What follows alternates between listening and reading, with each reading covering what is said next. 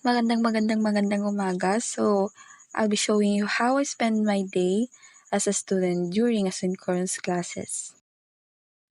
Boom, so ayun, kagigising ko lang and kailangan muna nating maghilamos kasi pupunta muna tayo ng convenience store para bumili ng breakfast, of course, kasama ang kapatid natin. So, let's go.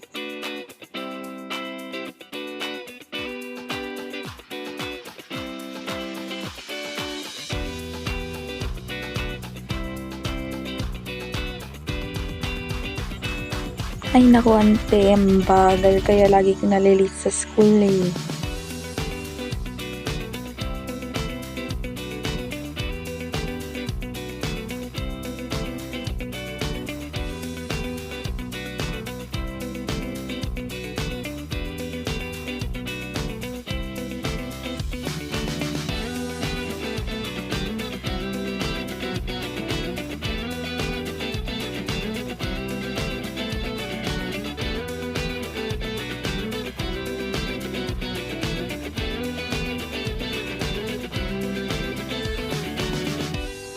And of course, don't forget to wear sunscreens, lalo na sa weather na to, di ba?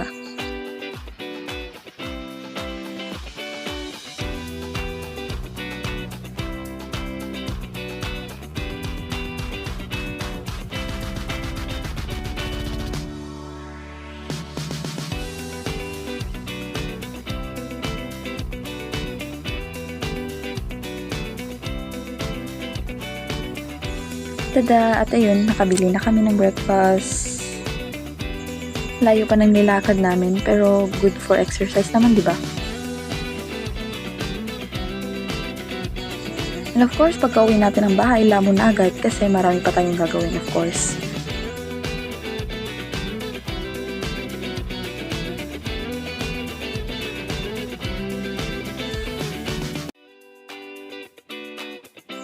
And since mainit ang panahon ngayon, perfect time para maglaba.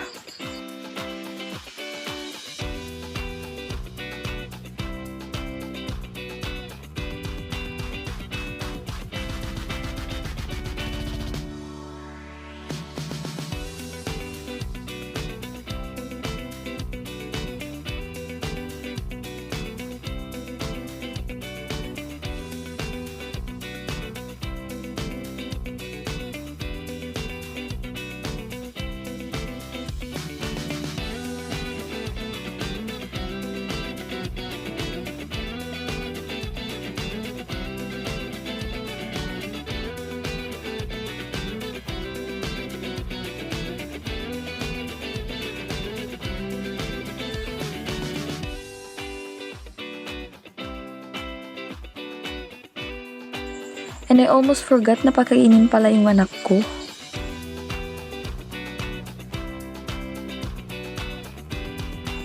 Sorry, hindi ko kasi mahanap yung food bowl niya, kaya yan na muna.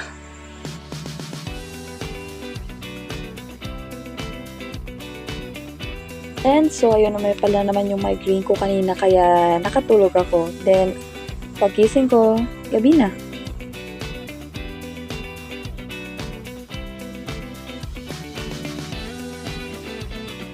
Ay, sa init ng panahon ngayon, di pwedeng isang beses lang maligo sa isang araw ngayon.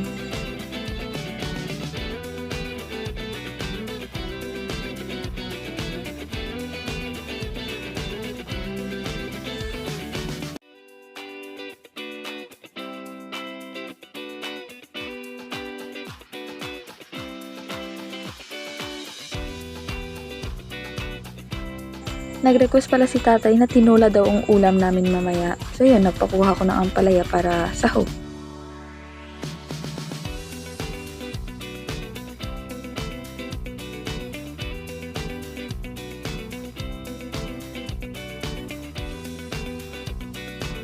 Lipit muna natin yung mga nilabhang kaninang damit.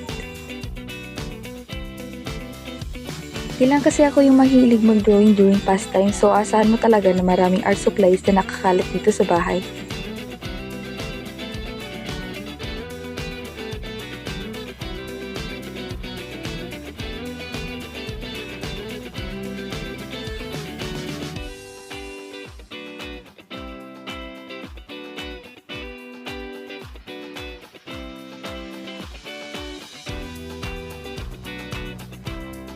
Naisipan ko palang kumuha ng kalamansi para gawing kalamansi juice, inumin ko mamaya.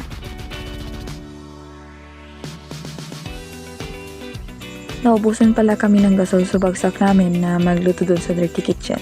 After nito, kumain na rin kami kasi bawal mag-cellphone sa hapagkainan. Alam niyo na. So, ayun, napag-discuss namin ng kapatid ko na mag-karaoke muna bago matulog.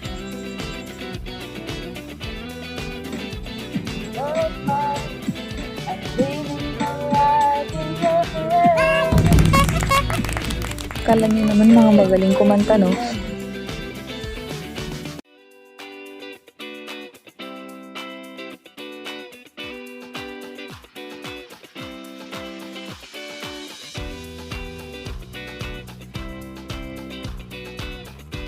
So, to sum it up, this is pretty much my daily routine. Not just during asynchronous classes.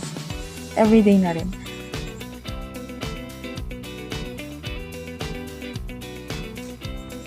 Thank you for watching this video of mine. Bye!